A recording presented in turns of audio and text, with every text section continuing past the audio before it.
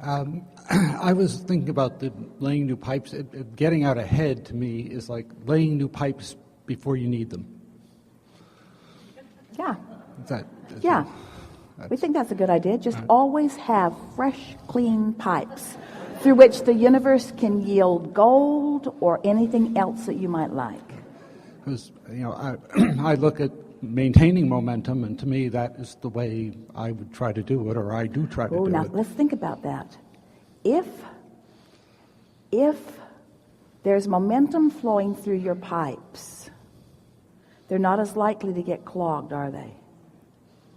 No. So if your pipes are flowing, you don't have to lay new ones. And there's a certain amount of momentum, but you can play it any way you want. If you've got momentum going, you don't need to lay new pipes. Yeah, true. But it's illogical that you would ever not have a slowing of momentum, because you're living life and there's plenty to focus upon. So This happens. yeah. So one thing I like to do, a friend shared a wonderful quote with us. It was that wake up each morning knowing something wonderful is going to happen.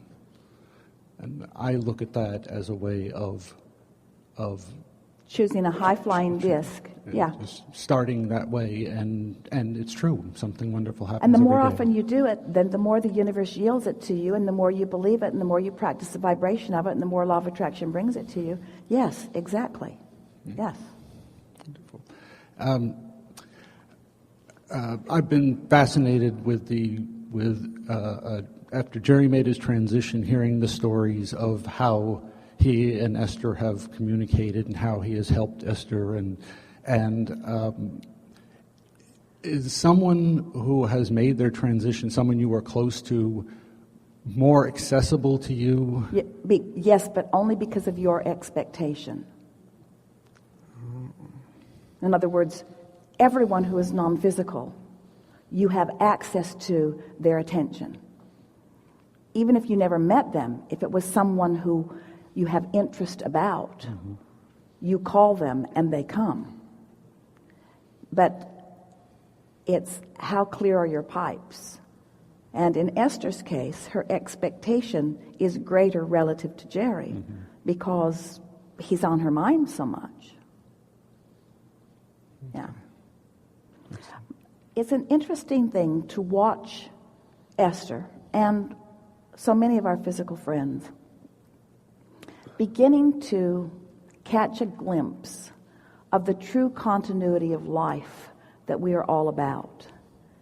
Because in some ways it's logical to you that new generations are being born and new ones are coming and old ones are leaving and so forth. And so there's this sense that, but most of us are staying, and so the new ones are fewer and the ones that have just left are fewer, but the balance of those who are here are really maintaining the continuity, and we're teaching each other our ways. But really, there's a whole other continuity of life that is beneath everything that all of you are living. And what that is that when someone makes their transition, their interest in you and their interest in who they were and what they are about doesn't wane. In fact, they just begin focusing with cleaner pipes. You see.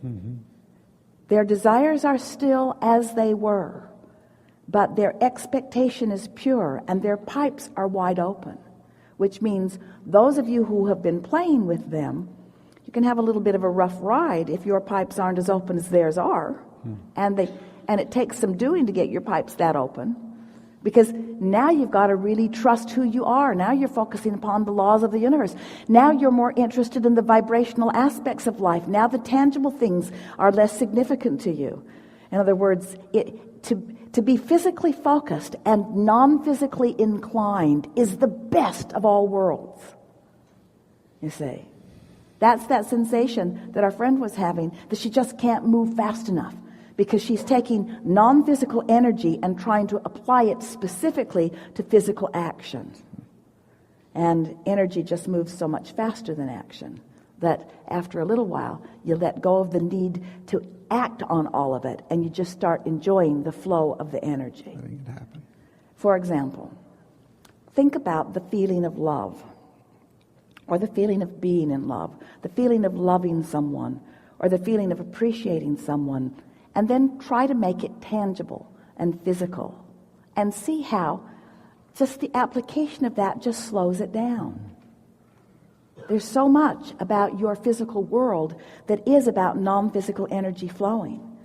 And as you start being more a flower and less a doer, as you're more being energy and less action, then everything around you begins to look differently. Everything feels easier. You begin exercising the leverage of alignment. Esther was telling someone yesterday that the things that are happening around her, there's no question in her mind that there is a freer flowing pipe focuser, she's talking about Jerry, than she's ever had access to before. It also shocks her when she realizes how dependent on observing physical things she has been. And she's actually acknowledging that it was sort of kind of, she doesn't want to admit it, sort of kind of, necessary, that the physical had to be gone before she would do what she always wanted to do, which is go with the flow of the energy. We're not trying to talk you out of being physically focused, and we're not trying to talk you out of the deliciousness of the tangible, because it's all wonderful. We just want you to know that you have access to perceptions that you usually don't allow yourself, because you're sort of clinging to physical instead of reaching for the emotion, which is the indication of the non-physical connection. We said a lot there. Mm-hmm. That was about a book and a half right there. Right there. Something more? That's it. Thank you. Really There's good. so much love for you. Really good.